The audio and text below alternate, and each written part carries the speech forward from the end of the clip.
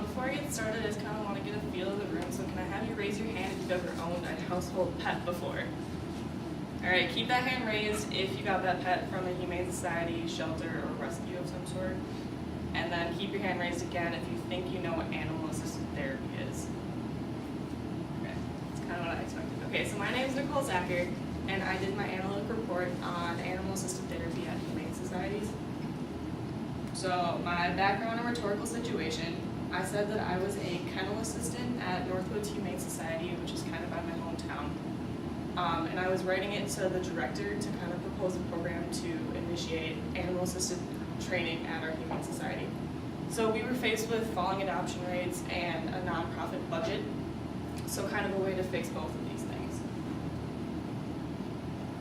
Why this topic interested me, I actually have volunteered at this humane society since my junior year in high school, and I kind of am a kennel assistant if you want to give me a title.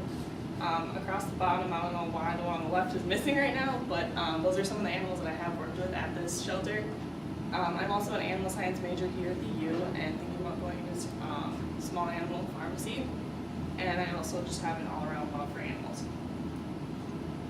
So my hypothesis going into this report, I did a feasibility report overall, and I said that it would increase adoption rates, increase awareness, and be profitable, not only for the shelter monetarily, but also for the animals involved, because they will be adopted out to a nice loving house, and it will be profitable for the possible owners in that it will give them a pet that's also registered as an animal assistant. The research triangle. For online sources, I used the National Service Animal Registry and Please Don't Pet Me, which the National Service Animal Registry is where you actually go to register the animals themselves, so it has the requirements blatantly laid out. And Please Don't Pet Me is an online source basically for awareness, so it kind of gives you a little bit more background knowledge. I also used humane societies. They already have programs in place around the country, and so basing our program off of theirs was the best way to go. For my print sources, I used journals with studies that have been done on the programs that are around the country, and also with what works best as far as they go. And for my empirical source, I distributed a survey. So the main portion of my report consisted of background information. So right now there are 3 recognized types of therapy animals. So the first one, service animals. These are usually dogs or miniature horses, and they go through 4 to 12 months of extensive training, and they have blatant requirements laid out for them.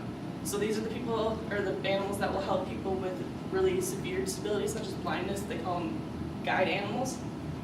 Therapy animals will be the ones that will visit hospitals and addiction centers and senior living facilities. Emotional support, basically they just provide companionship to their owners, and their owners have disabilities, obviously. So how animal-assisted therapy helps. It helps a wide range of individuals, from psychiatric to physical disabilities and everywhere in between, from severe to not severe. There are a few that are proven to work the best. Loneliness in the elderly, they go and visit senior living facilities with the dogs. I'm sure you've heard this before, just kind of brighten their day. And anxiety and PTSD in the armed forces. So when soldiers come back from overseas, obviously they're faced with PTSD sometimes, and giving them an emotional support animal to live with them and kind of help them adapt back into civilian life is very helpful. And children with developmental disorders. There's programs put in place around the US and across the world that use, basically, some of them are with horses, as the picture depicts. Others use dogs and cats and even like rabbits, just to kind of give them a connection to something and just to kind of provide like an outlet for them. So as far as my methodology goes, I distributed a survey via SurveyMonkey, which had 10 varied questions. The first 5 went ahead and developed the demographic of the person, so that we can see if this relates to what we would be facing at the Wyoming shelter. And then the last 5 kind of looked at the response to the program and what the feelings of the people in our demographic that we're trying to reach would be. So my results, I got 80 responses from my survey. I put it on Facebook and Twitter and also through email. And mainly my friends on Facebook come from my hometown. So hopefully that would be a response to my demographic, which is in my hometown. Basically they were like between the ages of 20 and 30. They lived in suburban and sometimes rural area. They have had pets previously in their life and thought of them as family, and they've gotten these pets from breeders. So as far as the perception of animal-assisted therapy goes, 31 of the 80 knew or thought they knew what animal-assisted therapy was. And then I had a question on whether or not enacting one of these programs at our shelter would increase adoption rates, and as you can see, 98.4% of them said it would. And then I also said if they were looking at an animal and it was registered as an animal assistant, if it would increase their chances of adopting this animal, and 63.6% said it would. So my discussion. The good that came from the survey were the age and location that were represented, very representative of the demographic around the shelter that I was looking at. Their feelings towards animals, obviously a lot of them have had pets, so they're going to probably continue with that trend, and they thought of them as family, so they think very highly of the animals. The perception of the program was also very good, saying 98.4% of them said that it would increase adoption rates or thought it would, so that's good. And the bad, so the use of humane societies, 36 of the 80 said they got their animals from breeders, and that's almost half, obviously. So we want to increase their use of humane societies or shelters, or kind of going for not the purebreds if they don't show them, and their knowledge of animal-assisted therapy. Only 31 said they knew what animal-assisted therapy was, and if that's true or not, I'm not really aware. So we want to increase awareness and increase adoption rates simultaneously. So overall, my recommendation was to put a preliminary program in our shelter, probably for a year or so, looking at like 10 to 15 animals, training them, following other programs as guides.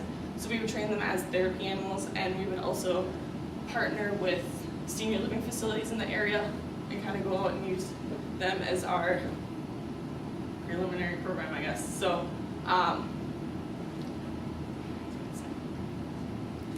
and then, so we'd look at 10 to 15 animals, train them, follow up on their adoption rates and if it increased or not. Granted, there are registration fees and training fees, obviously, but we would adopt them out for a little bit of a higher price just because you get that added perk of registration. So, any questions? Yeah.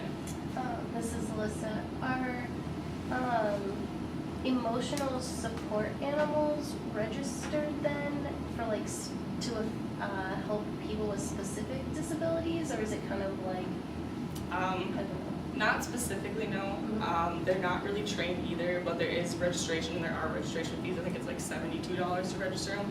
Basically, the perks of that is that they can live in like no pets allowed facilities. So I've even heard of people that really don't use them as emotional support animals, even doing it so they can have their pet in their apartment.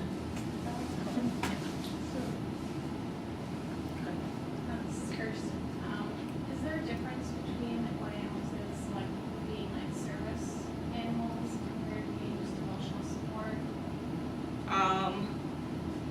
Service animals are usually trained from birth. Like I said, the training is very extensive and it's 4 to 12 months. As far as therapy animals go, there's a screening process they have to go through to see if they have like, overall they need to have agility and be exposed to environments and not react to like different people or different environments negatively. Emotional support animals, basically if they help the individual, they're good to go. All right, thank you.